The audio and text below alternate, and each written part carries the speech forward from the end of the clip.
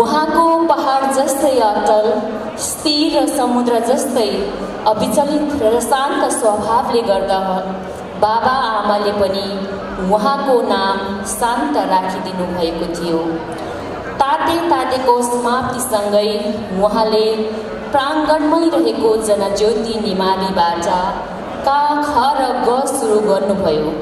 सखी साथीहरू अरू काममा व्यस्त हुँदा उहाँले आफूलाई शिक्षा आर्जनमा व्यस्त बनाउनुहुन्थ्यो। माध्यमिक विद्यालय अध्ययनको लागि उहाँ पश्चिमाञ्चलभरि नै अत्यन्तै प्रतिष्ठित फलेवास स्थित भवानी विद्यापीठ पुग्नुभयो। 2039मा उहाँले एसएलसी उत्तीर्ण गर्नुभयो। उक्त गाउँबाट सो समयमा एसएलसी पास गर्नु भनेको निकै दुर्लभ काम थियो। सानैदेखि दया, माया, सेवा र कोमलताकी प्रतीक मानुनी हुने शान्त गुरुङज्यूले जीवन पर्यन्त असहाय, दुखी र रुग्णहरूको सेवा गर्ने प्रण गर्दै महाराजगञ्ज नर्सिङ क्याम्पसबाट उच्च शिक्षा हासिल गर्नुभयो।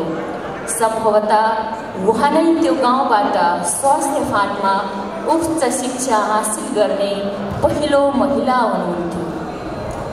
नेपालकै सबैभन्दा पुरानो, ठुलो र प्रतिष्ठित वीर अस्पतालमा वरिष्ठ स्टाफ नर्सको रूपमा उहाँको नियुक्ति भएसँगै उहाँले चाहे जस्तै काम, असहायहरूलाई स्वास्थ्य सेवा दिन अग्रपङ्क्तिमा रही अहोरात्र खटिनुभयो।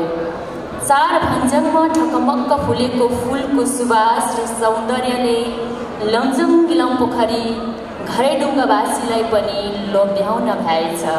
त्यसैले बेलायती सेनामा कार्यरत किरण गुरुङज्यूसँग उहाँ विक्रम सम्वत 2046मा प्रणय सूत्रमा बाँधिनुभयो। विवाह पश्चात उहाँलाई अर्को 2 जिम्मेवारी थपियो, एक असल बुहारी र धर्मपत्नीको, जो उहाँले सहजै निर्वाह गर्नुभयो। केही समयको अन्तरालमा उहाँ श्रीमानको कार्यक्षेत्र हङकङ जानुभयो। सेवाभावको कारणले गर्दा हङकङ र ब्रुनाईमा रहँदा पनि पल्टनको स्वास्थ्य केन्द्रमा नर्सको रूपमा कार्यरत रहनुभयो। पछिल्लो समयमा एकमात्र दाजुको अस्वस्थता र निधनले गर्दा बाबा आमाको पनि जिम्मेवारी उहाँ आफैले वहन गर्नुभएको थियो। समयक्रममा उहाँहरू बेलायत आउनुभयो। बेलायत आगमनपछि उहाँको सेवाभावमा रत्ती भर पनि कमी आएन। उहाँ हाल नीलवुड मेमोरियल केयर होम फार्मरोमा म्यानेजर जस्तो प्रतिष्ठित पदमा रही सेवामा खटिनु भएको छ। उहाँ 4 भञ्जन चेलीबेटी संस्थापक प्रमुख हुनुहुन्थ्यो र अहिले भोतानी समाज युके, इलमपोखरी समाज युके, पर्वत वेलफेयर सोसाइटी युकेमा आबद्ध हुनुहुन्छ भने 4 भञ्जन विकास कोच, सहारा पोखरा, बुद्धिस्ट गुम्बा युके आदिको ट्रस्टी हुनुहुन्छ।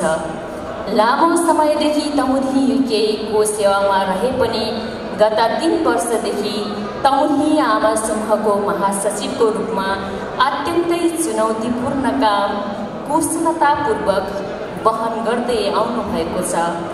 अति नै मृदभाषी, मिलनसार र परिस्थिति अनुकूल नेतृत्व प्रदान गर्ने उहाँको शैलीले गर्दा उहाँलाई तमुही युकेबाट उत्कृष्ट समाजसेवीको सम्मान प्रदान गरिसकेको छ भने नीलवुड मेमोरियल केयर होमबाट दीर्घ सेवा, असल आचरण र उत्कृष्ट प्रबन्धक पदकबाट सम्मानित हुनुभएको छ।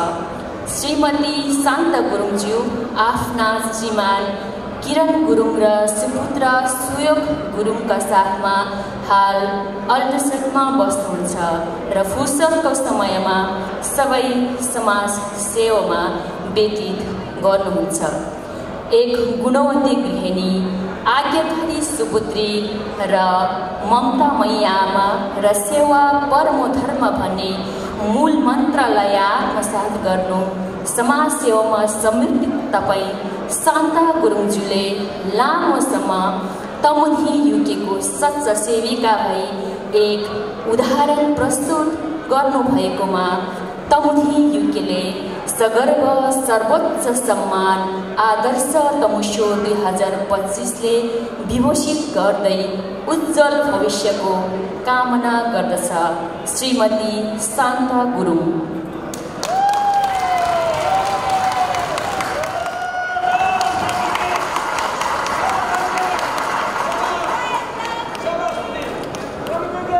धन्यवाद।